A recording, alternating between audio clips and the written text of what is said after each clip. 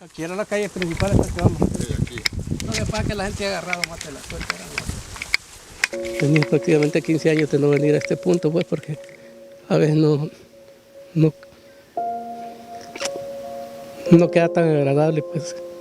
Y aquel día solo vine hasta la parte donde está el cerco, no entré, y hoy sí entré a donde viví prácticamente. ¿Cuántos años? ¿Qué le dijera? Como unos 38 años. Se siente nostalgia. No es fácil sentir lo que se siente.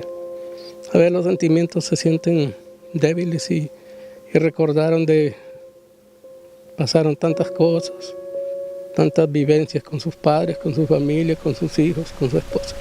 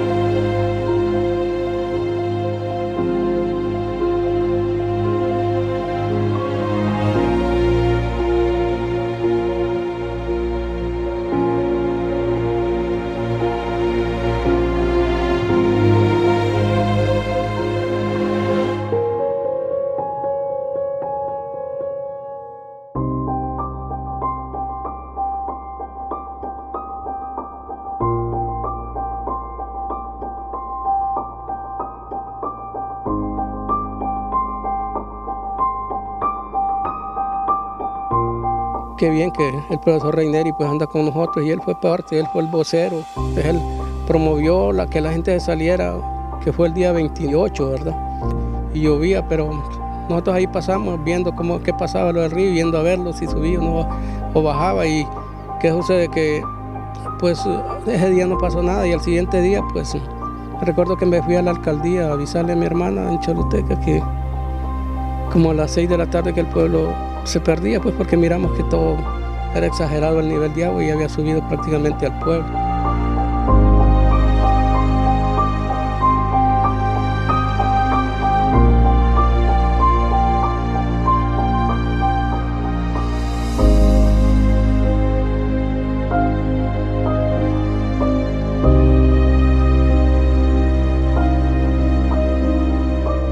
El río se fue llenando, se miraba que las luces del pueblo se apagaban y se encendían, pero qué pasa era la fuerza del agua que iba reventando los postes y la gente, como quien dice, todo el mundo iba despavorido, pues iba con temor de todo lo que estaba pasando.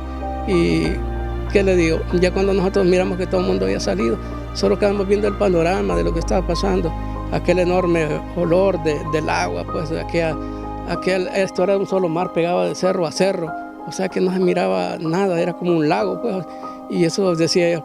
Llegó un momento que las luces ya no volvieron a encender porque ya prácticamente todos los postes de la luz se los llevó el río por las corrientes.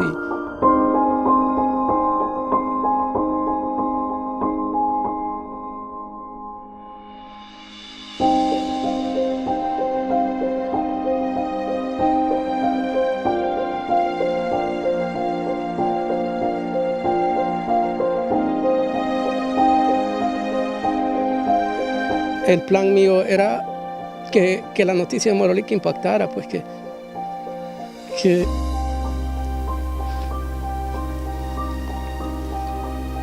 el haberse perdido nuestro lugar, eso iba a ser de impacto. Yo había escuchado tantas cosas que habían pasado, pero lo nuestro era de un impacto enorme, pues porque prácticamente nadie tenía nada. Y usted lo ve aquí, pues. Aquí está al frente de mi casa, en la pila donde lavaban la ropa, la loza. Aunque no sea una vivienda lujosa, pero lo tiene todo, pues. Tiene donde ir a dormir, donde vivir. Y lo que quedaba era ver a aquella gente que estaba ahí, pues, llorando. Tal vez no sea el momento, pues, que 20 años después. Y me compadecí, pues, y sentí aquel dolor, que hay gente que me decía, ¿y mañana dónde vamos a comer? Y me acuerdo que le dije a mi padre como a la 1 de la mañana, si él tenía valor de irse conmigo para Tegucigalpa. Y nosotros no sabíamos cómo estaba el panorama, si era fácil. Yo nunca tuve miedo porque el profesor también, yo le digo que hay cosas que no las va a olvidar uno. El profesor siempre me dijo, yo me voy a encargar de esta gente y usted váyase, no se preocupe, porque nosotros vamos a hacer la labor que quede aquí. Y salimos ese día a las 5 de la mañana para Tegucigalpa. Yo cuando iba por ese cerro solo miraba el pueblo, que salían las copas de algunas casas, las más altas de la iglesia. Estaba todavía completo, pero las casas iban cayendo una por una, así, ¿verdad? Y ya no se miraban muchas casas, ya casi la mayoría de casas se las estaba llevando. Y dije yo, aquí no hay de otra, salimos. No pudimos avanzar hasta San Lucas porque era difícil, ¿verdad? Estaba perdido el camino, había una parte que tenía medio kilómetro que había perdido la calle, pues. Eran lodos y piedras enormes, y usted se iba hasta el cuello de lodo, pues era lodo flojo.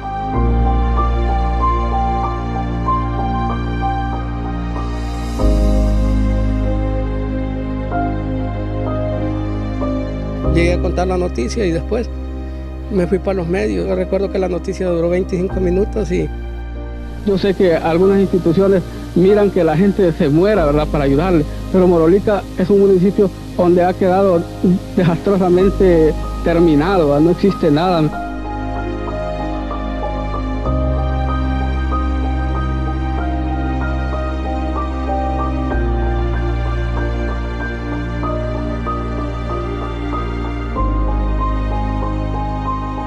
Pero gracias a Dios yo pienso que el esfuerzo de la gente de mi pueblo valió la pena, sin distingos de colores, y eso es bonito, pues cuando se trabaja por el bien común, por la comunidad. Yo creo que lo importante es que la gente entienda que cada día que trabaja por su pueblo, pues y lo mira bonito, es un cambio.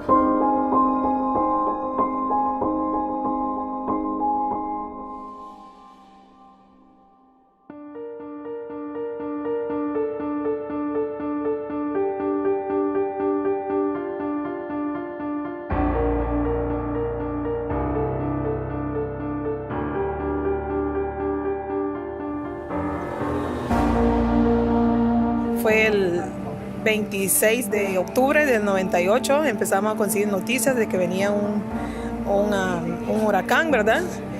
Nunca pensábamos que iba a venir por acá. Primero dijeron que iba para Caimán, pero empezamos a conseguir noticias de que sí venía para acá.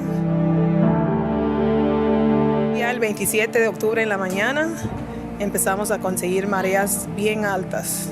Y aún así estábamos también un poco como que no va a pasar nada más.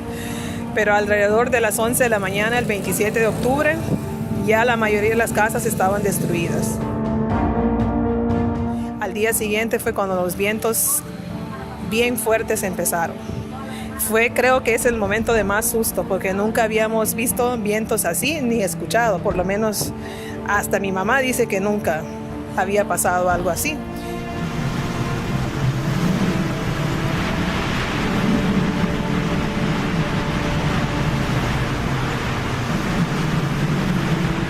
Nos quedamos refugiados durante 36 horas. Salimos después de 48 horas para ver lo que había pasado. Y para nosotros fue increíble ver lo que había pasado. O sea, no quedó nada. No quedó en este lado del mar, no quedó absolutamente nada. Todo fue destruido. Nadie tenía dónde quedarse. No teníamos... Bueno, yo dormí bajo el cielo durante un mes, y uno tenía hay veces que dar dónde dormir a los más pequeños, pero nosotros los mayores nos dormimos en lo que podíamos.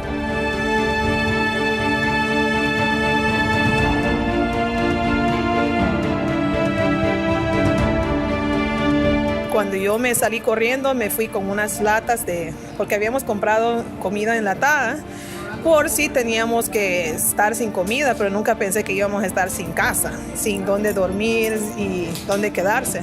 Entonces me junté un poco de comida en lata, eso nos duró un día.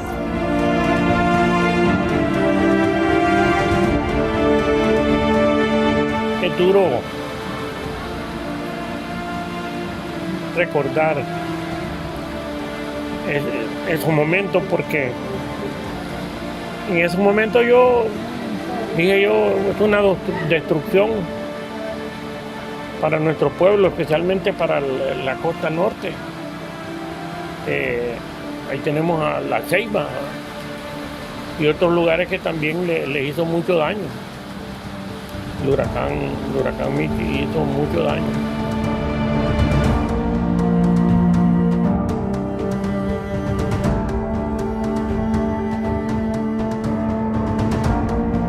Este área todavía es frágil por la marea, porque la marea es lo que más, o sea que es lo que dañó todo. Podría decir que estamos un poco más preparados, pero todavía somos frágiles contra estos fenómenos.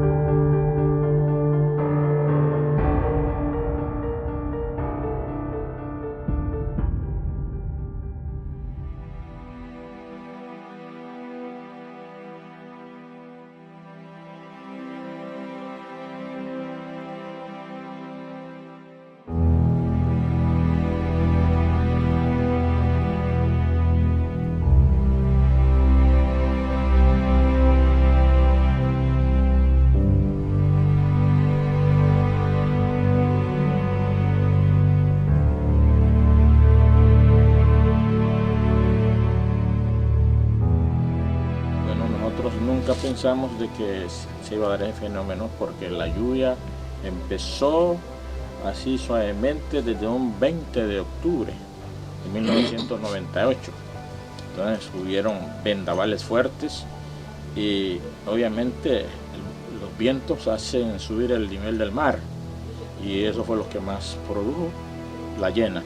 Ya propiamente el huracán en sí no hizo daño. Lo que nos dañó drásticamente y severamente fue la llena.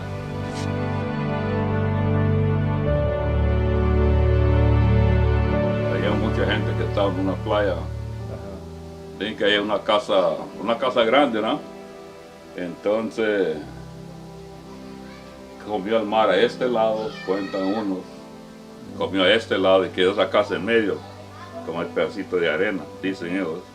So, cuando se lavó esa casa, se fueron ellos. Él estaba ahí, su hijo. Él estaba ahí.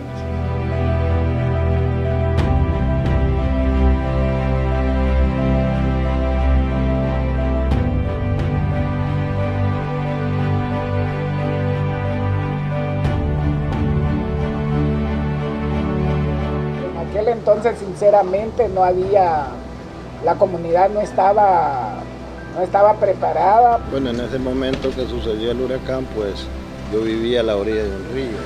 Y bueno, eso fue horroroso porque llegó ahí como tipo 6 de la tarde la inundación.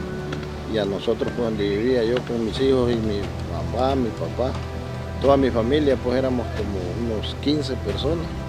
Vale que teníamos unos cayucos, teníamos un cayuco grande, que tenía un hueco, pues lo tapamos con tierra y lo montamos ahí y queríamos salir acá a la orilla de la calle principal, pero no hubo la oportunidad porque miramos que había una parte que eran unos chiflones, ¿va? Entonces prácticamente ahí yo les dije a mis hermanos, no, regresémoslos ahí, vámonos en medio de potrero y amarren el cayuco de un árbol ahí y ahí los quedamos toda la noche. Hasta que el señor salió corriendo, gritando, entonces ahí aprovechamos salir, y era de noche, ya a medianoche, entonces salimos, había una casa de polines por acá, Entonces ahí nos fuimos a auxiliar, pero al rato vimos que la casa ya estaba tambaleando, entonces tuvimos que salir también así. Pero ya cuando salimos de la casa esa, entonces ya el río ya estaba. Sí, nos venimos acá a la iglesia católica. Entonces, pero como estaba lleno ahí, nos venimos caminando. Cuando llegamos aquí, en esta casa, entonces miramos que había una lámpara prendida. Entonces llamamos ahí.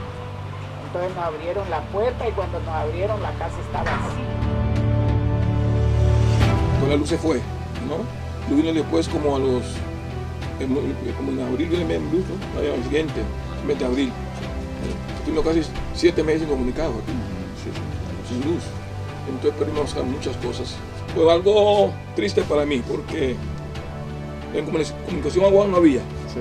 Entonces, mi hermana está auxiliar, para llamar a ella, no se ha informado nada. Correcto. Y a mí me hacía un amigo, también nada, no hay noticias.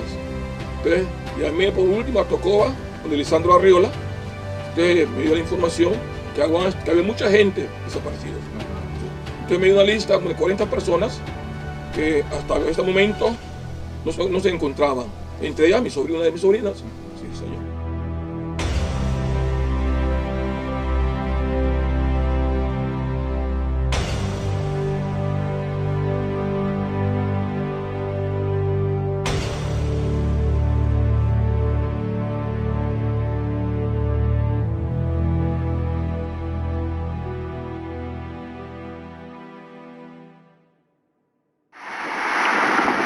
Es obra del huracán Mitch. Como podemos observar, el agua ha llegado. Yo calculo que de aquí a unas 4 o 5 horas va a estar cerrado este bulevar.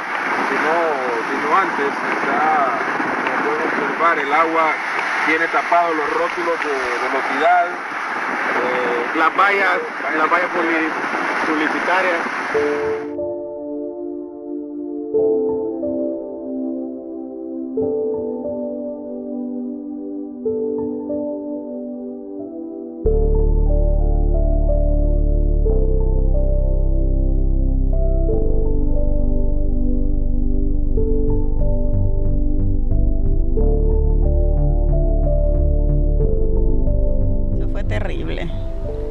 Terrible según las noticias que se veían, ¿verdad?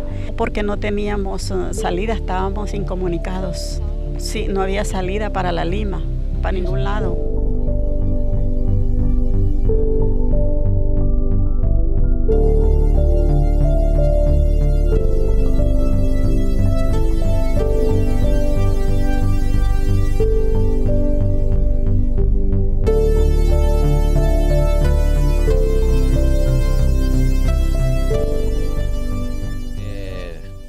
Pues nos salimos de aquí, de la comunidad de Copén Nuevo, para acá a la empacadora de la Tela Roller Company, para pasar la tempestad de la Llena, porque en el campamento pues ya se estaba inundando y fue una inundación bastante grande, porque allá pues los techos de las cocinas pues quedaron cubiertas, el agua subió hasta la segunda planta, a las ventanas.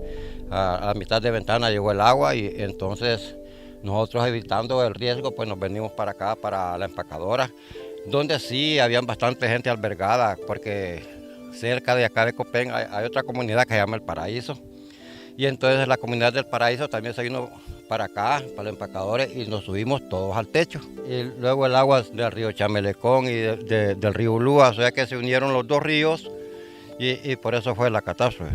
Entonces, pues acá pues pasamos crisis, porque la comida, el agua de tomar, pues no había agua para tomar, los niños sufrieron bastante. Estuvimos como unos 4 días en el techo de la empacadora. Pues, ¿Sin comida, sin agua? Sin comida, sin agua, sin nada, ¿no?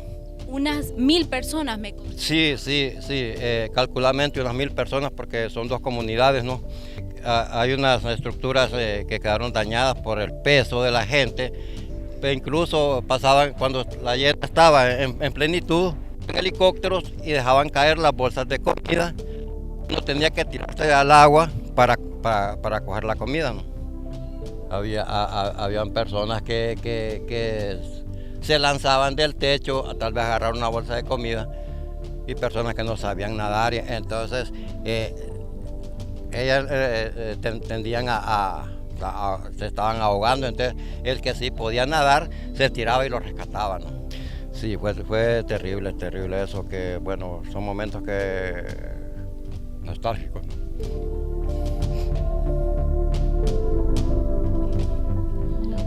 Sí, más que todo porque somos seres humanos y no podemos ver fracasar a otros. Pues nosotros lo recordamos triste porque sufrimos demasiado. Cuando el MIS nos tuvimos que salir de las casas y buscar refugio, yo me fui para la escuela a refugiarme ahí, pero lo mismo me pasó. Pegaba el agua con el piso porque el agua llegó hasta la mitad de acá de esta ventana. Y cuando lo triste fue que como a los 3 días decían de que el cajón se iba a abrir, que se iba a explotar, pues. Y nosotros llorábamos, gritábamos, fue triste.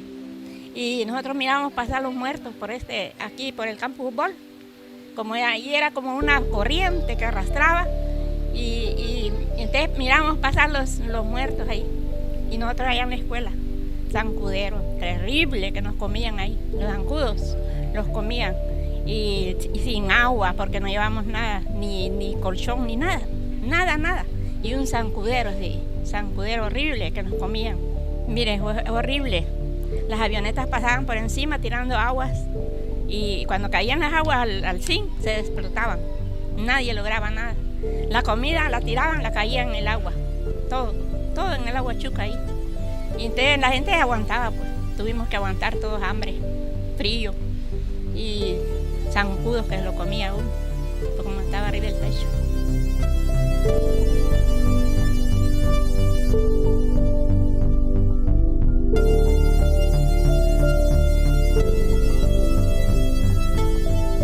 Eran cuadros tétricos, eran cuadros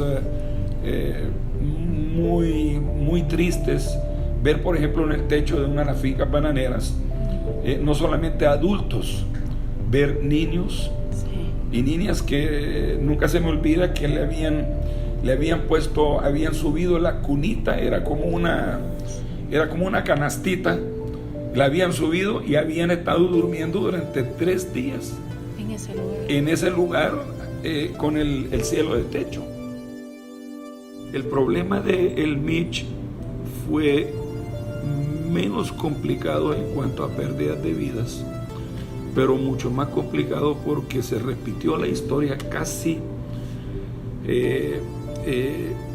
en forma idéntica a lo que había ocurrido en el año 74. O sea, 25 años después, no habíamos avanzado absolutamente nada en cuanto a situaciones de mitigación, a prevención. Había un poco de avance, pero nadie creyó que el Mitch nos iba a golpear de la manera que nos golpeó.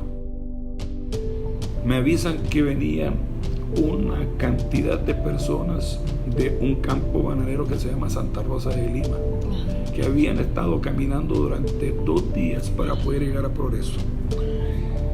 Difícilmente se me va a borrar esta imagen de la mente cuando yo estoy viendo aquel macanazo de gente, así popularmente hablando, todos a pie, la mayoría descalzos, llenos de lodo, cargando a los hijos.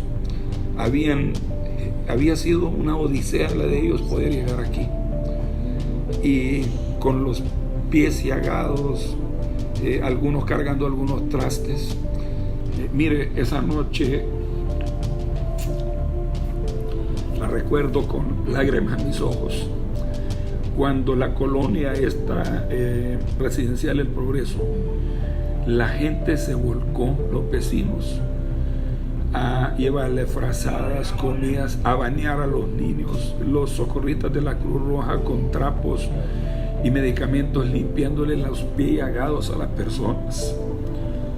Y eran las 4 de la madrugada y todas las mujeres vecinas, a quien realmente le rindo el sombrero, atendiendo a la gente.